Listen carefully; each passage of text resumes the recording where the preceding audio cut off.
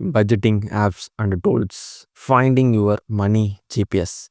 Hello and welcome back to Read to Build, the show that turns money confusion into money confidence. Today we are talking about something every single one of us has struggled with at least once.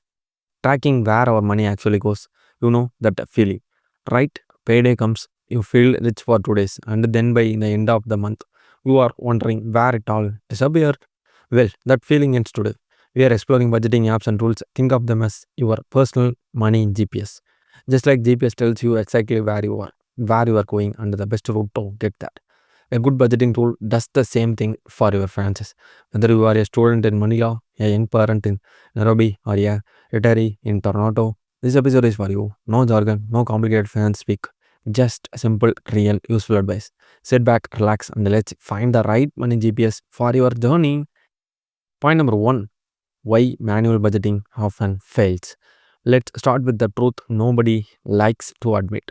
Manual budgeting, the old notebook and pen method, often fails not because people are lazy, but because life is busy and unpredictable. Imagine Sarah, a nurse working rotating shifts. She promises herself every Sunday that she will write down every expense, but 3 weeks in, she misses a few entries, forgets a receipt, and eventually gives up completely. This is not a personal failure, it is a system failure. Our brains are simply not built to remember every single transaction, especially with the cards, digital wallets, and online payments happening in seconds. This is exactly why budgeting apps exist.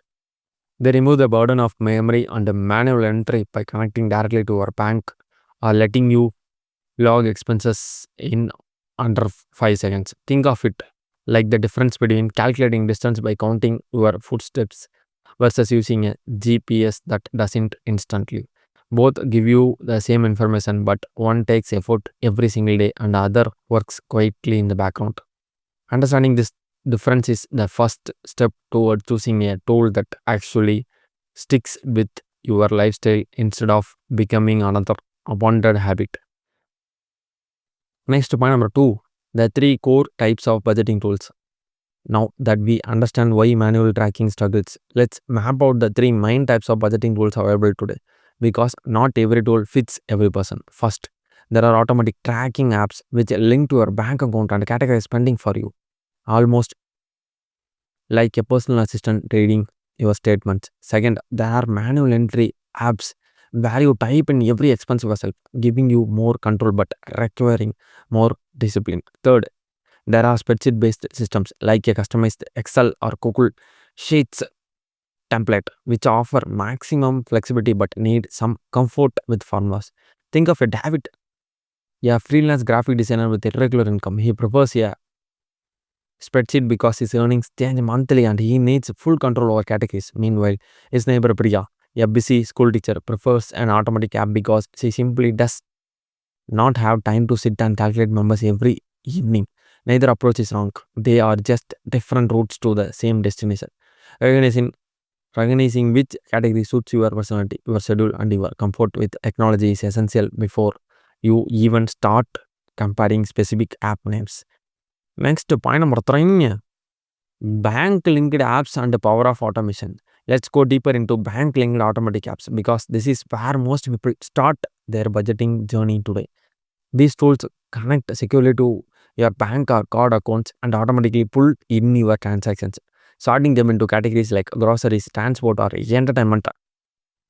Picture Agamat, who who signed up for one of these apps and was shocked to discover he was spending nearly $200 a month on food delivery apps, something he never noticed when paying in small amounts here and there. The automation revealed a pattern his memory had completely missed. This is the real power of these tools. They do not just track money, they expose hidden habits. However, it is worth noting these apps require you to trust them with sensitive banking access. So choosing ones with strong security certifications and encryption matters greatly. The convenience is enormous, saving hours every month, but the trade-off is a slight loss of hands and control since categorization happens automatically and sometimes need manual correction. Understanding this balance between convenience and control leads us naturally to our next point.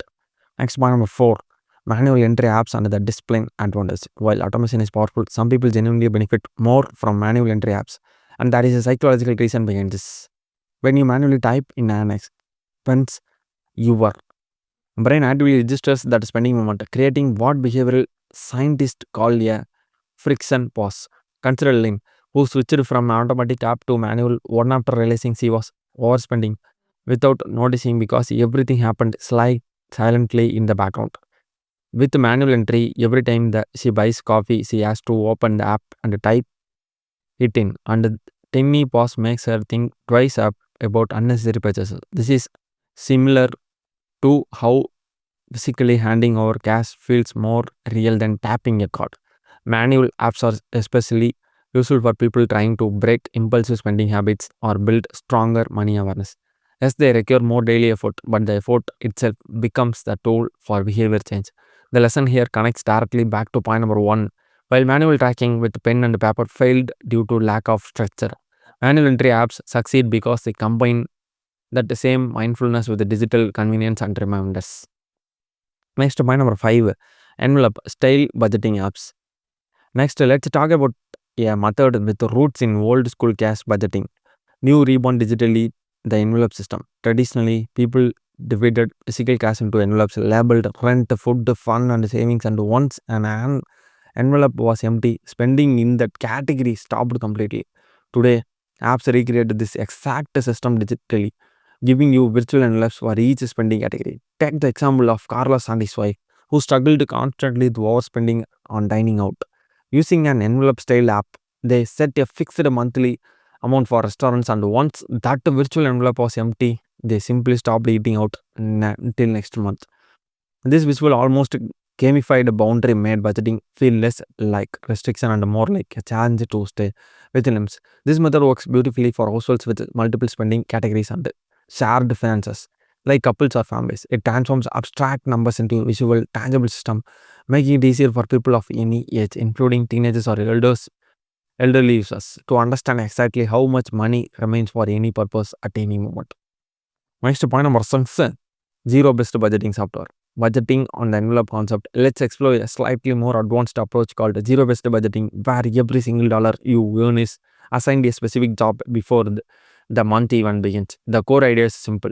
Income minus all planned expenses and savings should equal zero, meaning nothing is left unaccounted for. Consider Emma, a marketing manager who used a wonder where her leftover salary vanished by month end. After switching to zero-based budgeting software, she assigned every dollar a purpose immediately after payday. Rent, groceries, savings, entertainment, even a small buffer for surprises. By the time she finished planning, her balance showed zero unassigned funds, meaning every dollar had direction and intention.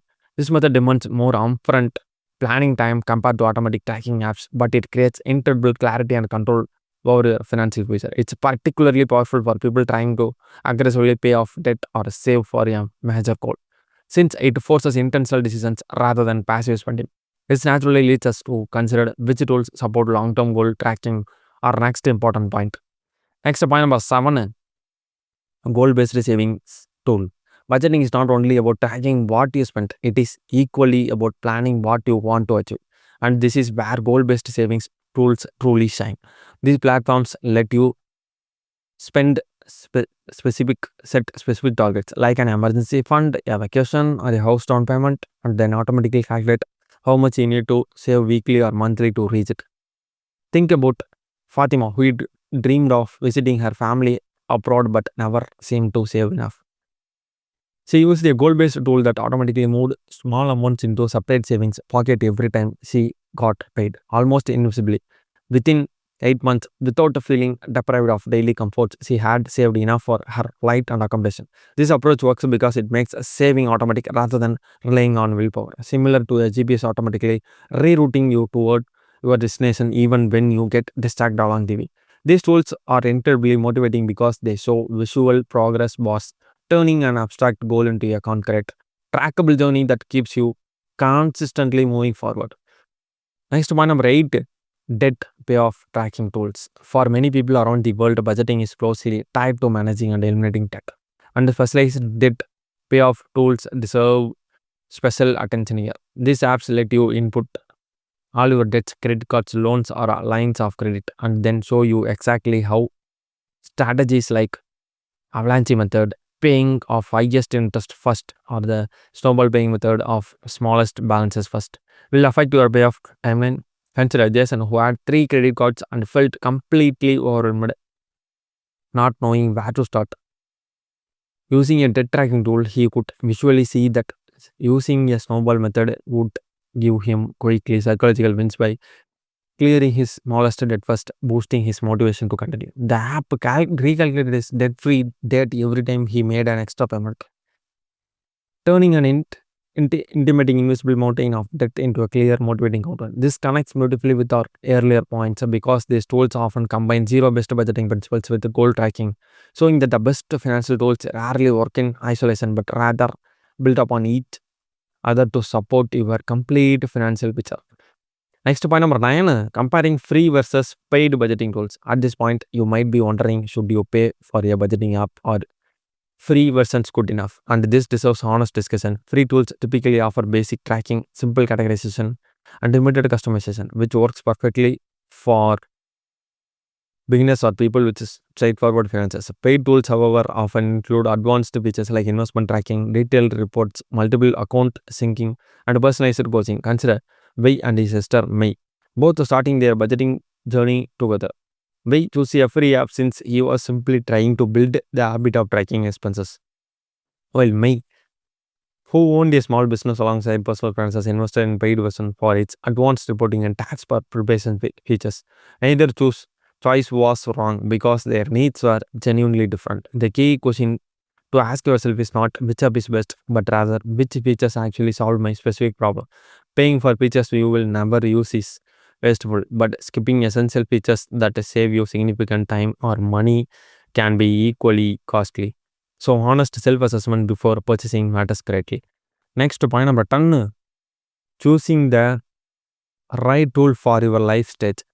Finally, let's bring everything together because the ultimate truth about budgeting apps is this: there is no single best tool, only the best tool for your current life stage and personality. Yeah, college student managing a small allowances needs something dramatically different from a retired couple managing pension income and healthcare cost. Think of your grandma Rosa, who found complicated apps overwhelming but thrived using a simple envelope style app with large clear visuals. Meanwhile, her grandson, a software engineer, uses an automated app with detailed analytics because he loves data and instant insights. Both are successfully budgeting just through completely different routes on their personal money. Yes. As your life changes through marriage, career growth, children, or retirement, your ideal tool may change too. And that is perfectly normal. The real goal is not finding a perfect app immediately, but starting somewhere, staying consistent and adjusting as you learn more about your own habits. Just like GPS, the right tool simplify needs to get you safely and confidently to your financial destination. At last, finally, and there you have it, your complete map to budgeting apps and tools. We started by understanding why manual tracking often fails, explored automatic manual envelope and zero-based approaches, looked at goal setting and debt payoff tools, compared free versus paid options, and finally landed on the most important truth. The right tool depends on you, your life, and your goals. Remember, a budgeting app is not magic, it is simply a GPS. It shows you the way, but you still have to drive. So pick one tool from today's episode, try it for the next 30 days, and watch how much clearer your financial picture becomes. If this episode helped you, share it with someone who needs a money GPS in their life too. Until next time, this is Read to Build, helping you build wealth one small decision at a time.